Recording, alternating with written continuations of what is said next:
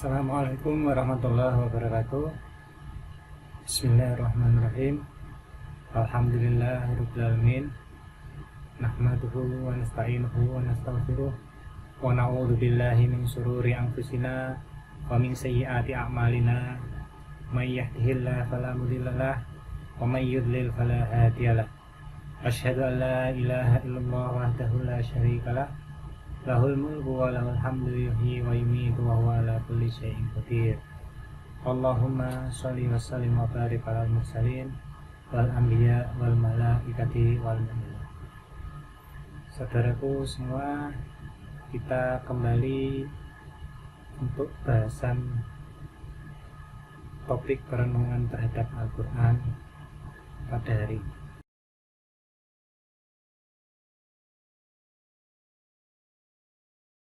Ada kehidupan, ya kan? Nah, disitulah kita harus juga menyesuaikan bahwa kalau kita ingin menginginkan sesuatu, bekerjalah. Ya, hadisnya itu adalah gerakan tanganmu, gerakan. Jadi orang beriman itu nggak boleh juga malas, gerakan.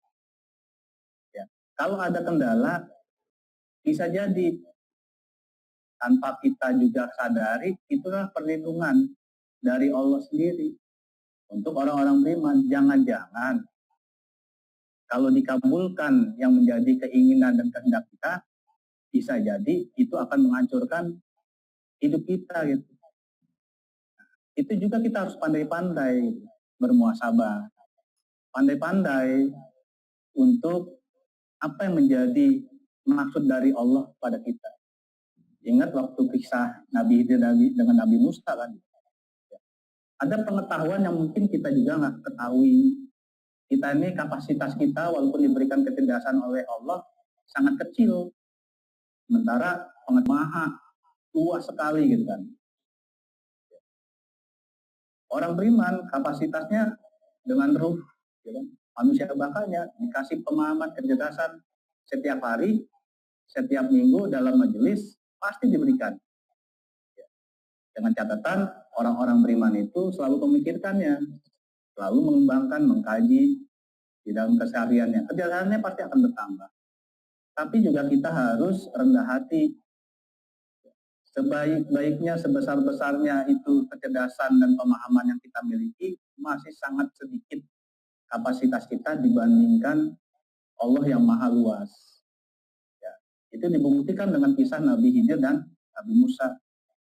Bagaimana Nabi Khidir menghancurkan atau menenggelamkan kapal nelayan, membangun rumah yang tadinya sudah hancur, lalu membunuh anak kecil.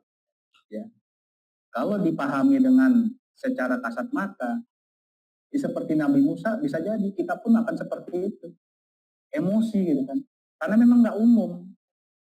Yang menurut kita tuh ada hukum-hukum ya kemasyarakatan yang memang itu melanggar gitu. Ya. Allah juga menyampaikan membunuh itu sama juga satu membunuh manusia, ya, membunuh satu manusia itu sama juga membunuh seluruh umat kan. Nah, ini kejadian pada saat kisahnya Nabi Khidir dan Nabi Musa. Gitu.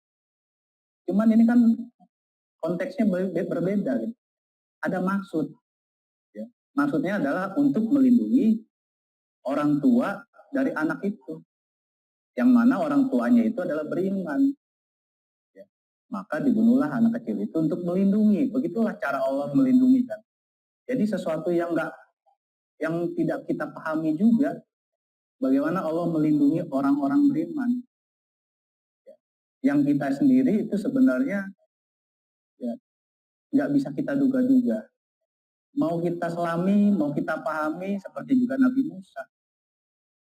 Ini nggak bagus nih. Ini nggak baik nih, nggak cocok nih, kan begitu ya kita ya. Padahal di situ ada hal yang utama yang diberikan Allah untuk manusia, untuk orang-orang beriman. Maka Allah menjelaskan, baik menurutku belum tentu baik menurutmu, buruk menurut Allah, ya kan? Manusia menanggapinya bisa jadi baik-baik saja. Kan? Jadi disitulah ya saudara-saudara sekalian, bahwa pengetahuan Allah ya, Ilmu Allah harus dihayati, harus dipahami pelan, tapi dengan hati. Nggak bisa cepat-cepat. Ya. Allah kan menjelaskan juga di surat, ya, ada di Al-Quran itu, bacalah Al-Quran dengan pelan-pelan. Supaya untuk tidak terburu-buru. Kalau terburu-buru kan tergesa-gesa. Nafsu lagi. Ya kan? Nafsu lagi. Kan? Sistem limbiknya kan juga, cara berpikirnya juga, ya, diselimuti oleh emosi, ego, ya kan? Akhirnya apa? Nggak menghasilkan apa-apa, tidak menghasilkan kebaikan.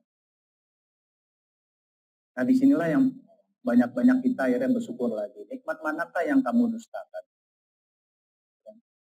Menarik kan itu kan istilahnya. Itu mengharukan gitu kan. Kalau kita renungkan pelan-pelan di dalam keseharian kita, kesendirian kita, kesunyian gitu kan. Sunyian itu dalam arti mau di dalam keramaian atau memang dalam keadaan sepi. Ya. Kesunyian itu juga diantaranya kalau boleh saya pahami, ya, sunyi dari nafsnya itu, ya, sunyi di dalam bekerjanya nafs, egonya itu sunyi, gitu kan. Karena apa? Kita lebih ramai dengan berpikir untuk mengingat Allah, untuk memperbaiki aktif, gitu kan. Nah, akhirnya itu bisa menggugah, ya kan, cara berpikir kita. Dampaknya apa? Kalau cara berpikir kita baik, ucapannya juga baik, hubungan dengan sesama manusia juga baik, tidak ada saling mengejek, ya kan? Tidak saling merendahkan, tidak saling memburukan. Ya kan? Baik buruknya orang lain itu ya serahkan aja kepada Allah. Karena itu adalah hambanya. Apakah kita punya hak? Kita juga belum tentu. Orang kita juga masih buruk.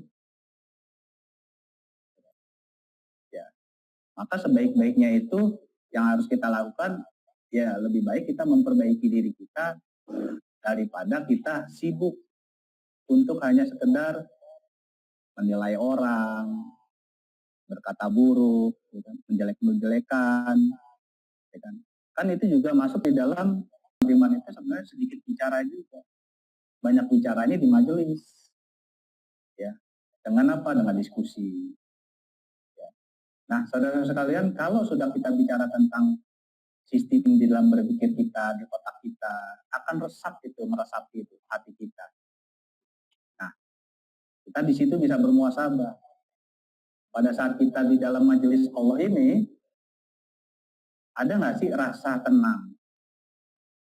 Ada kesejukan yang masuk. Kalau belum ada, kalau nggak masuk, ya muasabah. Ya. Jangan-jangan ada apa nih, ada sesuatu ya yang menghambat.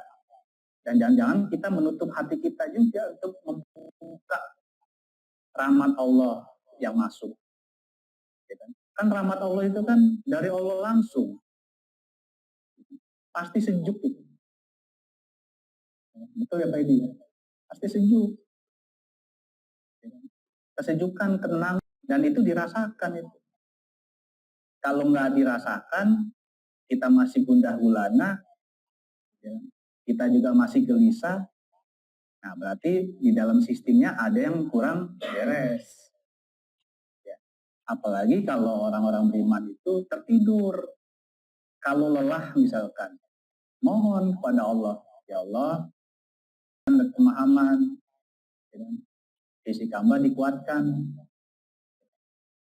diberikan kesehatan untuk menerima rahmat Allah. Karena rahmat akan masuk, ya, dengan formula yang sesuai juga. Tapi kalau rahmat yang Allah berikan, yang Allah turunkan, sementara kita di dalam majelis malah memikirkan hal yang lain, ya, yang bukan urusan Allah, nggak cocok, nggak sesuai, mental, ya, mental itu. Nah kalau banyak mentalnya, bisa jadi wajar kan, orang-orang beriman itu sifat-sifat buruknya nggak pernah hilang, atau paling tidak berkurang. Akhirnya orang-orang beriman itu asik juga, masih bergunjing, ya kan, membicarakan sesamanya, ya kan. Gimana sifat kasih sayang mau masuk?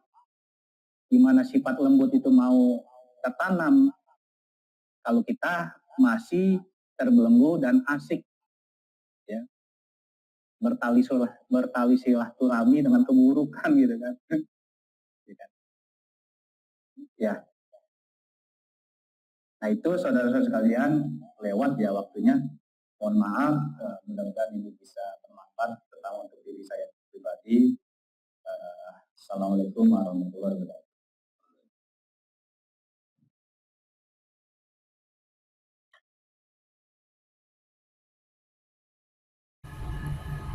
Mohon maaf apabila ada salah kata. Mudah-mudahan Allah memberikan kita pemahaman terhadap Al-Quran dan memberi kekuatan kita untuk mengamalkan apa yang Allah perintahkan di dalam Al-Quran. Wabillahi taufiq wal hidayah. Assalamualaikum warahmatullahi wabarakatuh.